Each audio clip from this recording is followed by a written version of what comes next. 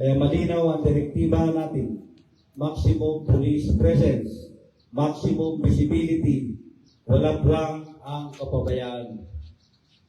Hindi sapat na nandyan lang tayo, dapat nararamdaman tayo ng publiko. Nararamdaman ang ating presensya, nararamdaman ang ating malasakit, at higit sa lahat, nararamdaman ang ating serbisyo.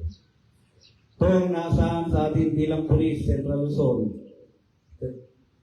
Serbisyong mabilis, tapat, at nararamdaman. Kaya manatili tayong alerto, disiplinado, at nakapokus sa ating misyon. Gawin natin ang tama sa lahat ng oras, sa lahat ng pagkakataon. Tandaan nyo, ang bawat galaw natin ay sumasalamig sa buong organisasyon at ang tiwala ng publiko ay nakasalalay sa kung paano tayo magserbisyo araw-araw. Maraming salamat sa inyong patuloy na sakripisyo at dedikasyon. Mabuhay ang Pro 3, mabuhay ang PNP.